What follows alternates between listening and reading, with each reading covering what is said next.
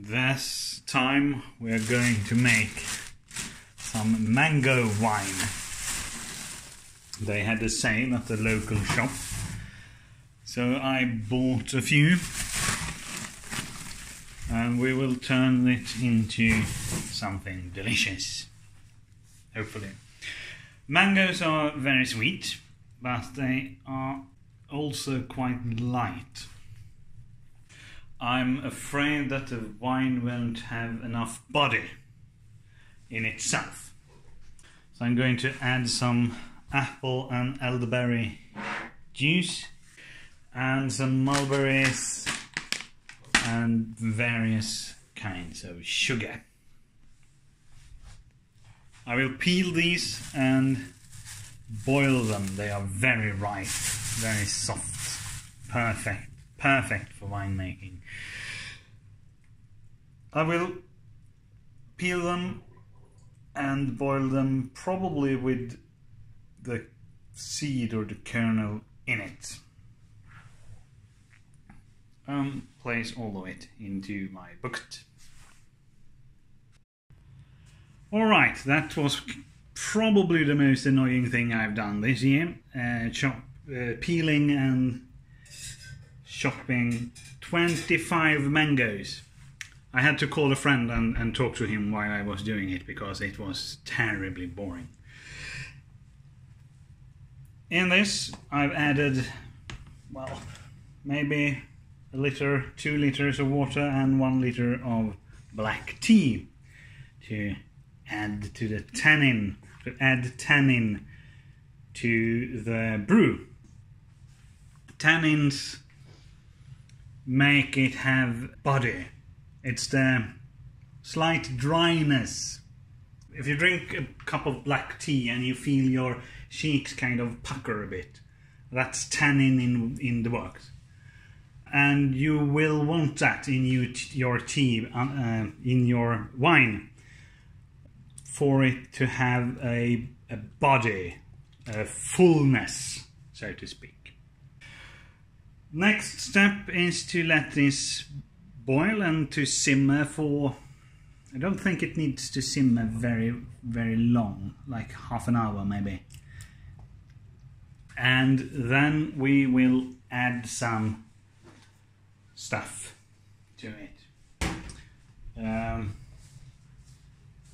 2 lemons and some juice, cranberry juice, ginger, and yeah, we'll see, and mulberries.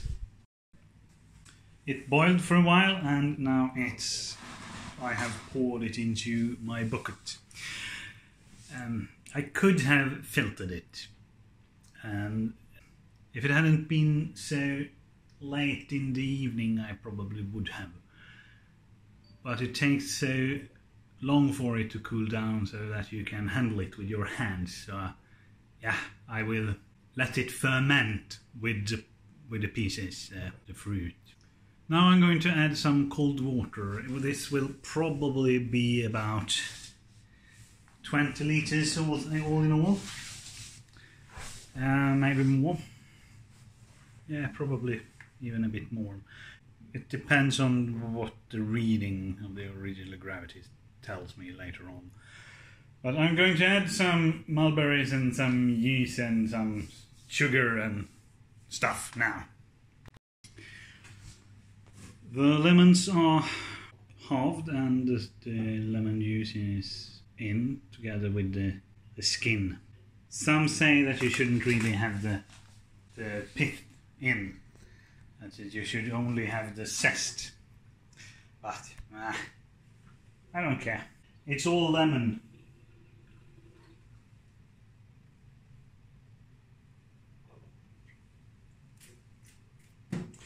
Now I'm going to wait for this to be around 50 degrees Celsius.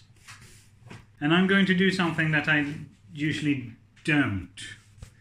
I'm going to have some pectolase in it.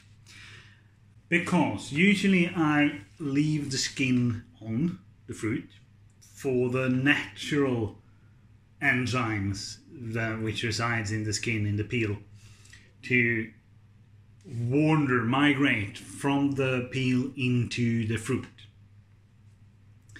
And I noticed when I was chopping these that only one or two of them were really soft, too soft. The kind of soft where you usually throw fruit away.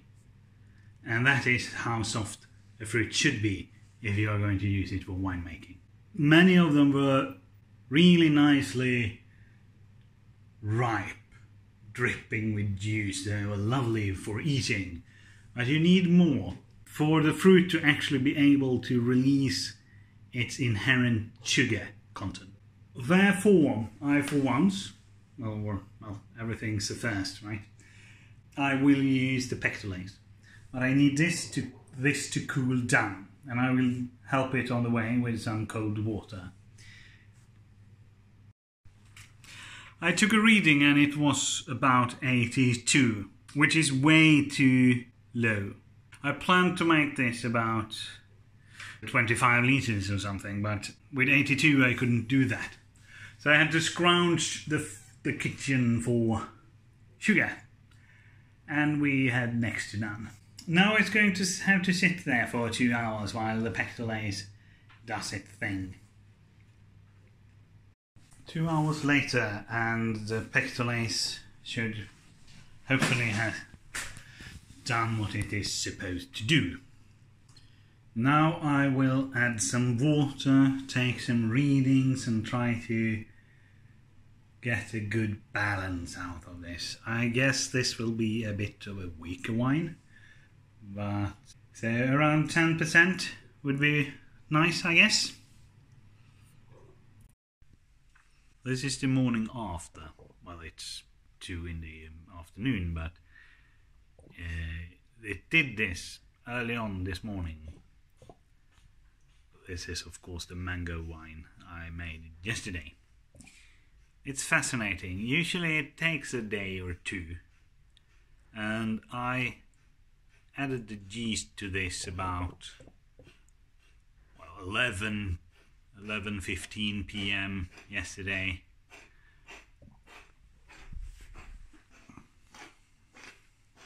And that's my cat. Thank you for adding the background noise today. And the cat in a box. Usually it takes a day or two. This is the earliest it has ever started fermenting for me. And it took, well, say 8 hours. And back there you can see the 4 wines I did. The carrot wine, the red beet wine, the pumpkin wine, and the onion wine. They are bubbling away nicely.